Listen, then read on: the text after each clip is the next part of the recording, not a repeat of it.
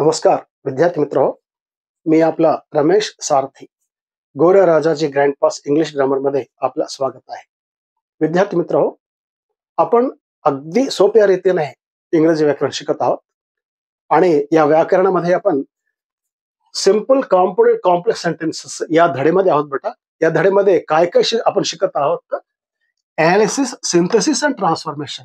मित्र हो, आपला ॲनालिसिस संपलेला आहे, सिंथेसिस देखील संपलेला आहे आणि ट्रान्सफॉर्मेशन मध्ये आज शेवटचा धडा आहे मित्र.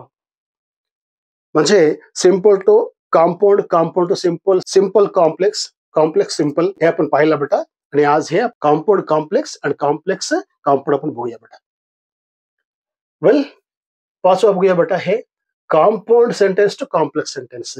म्हणजे संयुक्त वाक्याला संमिश्र वाक्य किंवा मिश्र वाक्य कसं करता येते बघूया बेटा. The doctor must come at once or the patient may die, हे कॉम्पाउंड सेंटेन्स मध्ये ब्रॅकेट मध्ये लिहिलं. हे the doctor must come at once हे एक वाक्य आहे, द पेशंट मे डाई हे दुसरं वाक्य आहे बेटा. हे दोन वाक्य हे आर न जोडले गेले आहेत. समजा या वाक्यामध्ये जर आर काढला, इथं फुल स्टॉप ठेवलं आणि द मधलं ते जर कॅपिटल लिहिलं तर दोन स्वतंत्र वाक्य होतात. आणि ह्या दोन स्वतंत्र वाक्यांना आर न आपण जोडलं तर काय झालं? हे कॉम्पाउंड सेंटेन्स. याला कॉम्प्लेक्स कशी केली बघा. If the doctor doesn't come at once the patient may die, हे कॉम्प्लेक्स सेंटेन्स आहे बेटा. द पेशंट मे डाई हे मेन क्लॉज आहे. If the doctor doesn't come at once हे सबऑर्डिनेट क्लॉज आहे. म्हणजे हे सबऑर्डिनेट क्लॉज आणि हे मेन क्लॉज हे दोन्ही क्लॉजेस हे कॉम्प्लेक्स सेंटेन्स होतो बेटा. आणि इफ क्लॉज ना ह्याला कॉम्प्लेक्स केला. दुसरं वाक्य बघूया तसेच. The earth is round and we can prove it, compound sentence बेटा. हे पण द अर्थ इज राऊंड एक वाक्य आहे, वी कॅन प्रूव्ह इट हे पण एक वाक्य आहे. या दोन वाक्यांना आयन जोडले गेले आहे बेटा. काय केलं? दोन वाक्यांना आयन जोडले गेले. बघूया. We can prove that the earth is round हे कॉम्प्लेक्स सेंटेन्स आहे बेटा. कॉम्प्लेक्स सेंटेन्स काय? We can prove that. We can prove main clause आहे, that the earth is round हे सबऑर्डिनेट क्लॉज आहे. हे कॉम्प्लेक्स सेंटेन्स आहे बेटा. तिसरं वाक्य बघूया बेटा. He wishes to become an IAS officer, therefore he studying hard, compound sentence. He wishes to become an IAS officer, त्याला IAS ऑफिसर व्हायचं आहे म्हणून तो कठीण परिश्रम करतोय, कॉम्पाउंड सेंटेन्स बेटा आहे. आणि याला कॉम्प्लेक्स कसं केलं? ही स्टडिंग हार्ड हे मेन क्लास आहे बेटा, so that he may become an IAS officer हे सबऑर्डिनेट क्लास आहे. हे कॉम्प्लेक्स सेंटेन्स आहे बेटा.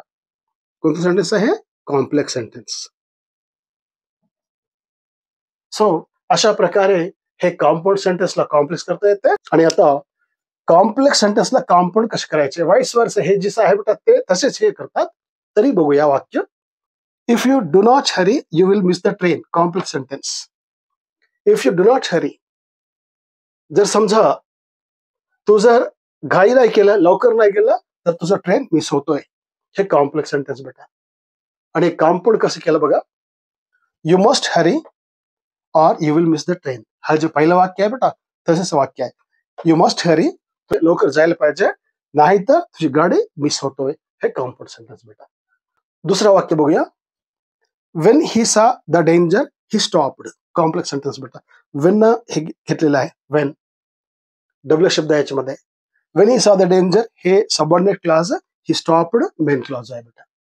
त्याचा कॉम्पाउंड सेंटेन्स कसे आहे बघूया. ही सा द डेंजर एक वाक्य बेटा, अँड स्टॉप्ड. ही सा द डेंजर आणि ही स्टॉप्ड हे अँड जेव्हा येतो बेटा तेव्हा सब्जेक्ट पुन्हा रिपीट होत नाहीये. ही सा द डेंजर अँड स्टॉप्ड हे दिस इज कॉम्पाउंड सेंटेन्स. आणि तिसरा बघूया बेटा. We sow that we may reap, complex sentence. We sow आपण पेरणी करतो कशासाठी? So that we may reap, पीक उत्पन्न करायला, पीक उगवायला आपण पेरणी करतो. हे कॉम्प्लेक्स सेंटेन्स बेटा. आणि याचं कॉम्पाउंड पहा. We desire to reap, we desire to reap उत्पन्न करायचंय आपल्याला, पीक उत्पन्न करायचंय म्हणून आपण काय करतो? देअरफॉर वी सो म्हणून आपण पेरणी करतोय. हे कॉम्पाउंड सेंटेन्स बेटा.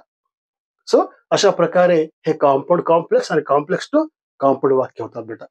वेल विद्यार्थी मित्र हो, आशा करतोय आपल्याला समजला असेल. जर समजला नसेल तर कॉमेंट बॉक्समध्ये तुमचे कॉमेंट्स लिहा बेटा, मी उत्तर देतोय. आणि या क्लासला इथं थांबूया आपण. या क्लासनं आपलं सिम्पल कॉम्पाऊंड कॉम्प्लेक्स सेंटेन्स संपलेलं आहे बेटा. आणि पुढच्या क्लासमध्ये अजून एक धड्याने आपण पुन्हा भेटूया. तोपर्यंत all the best. Take care.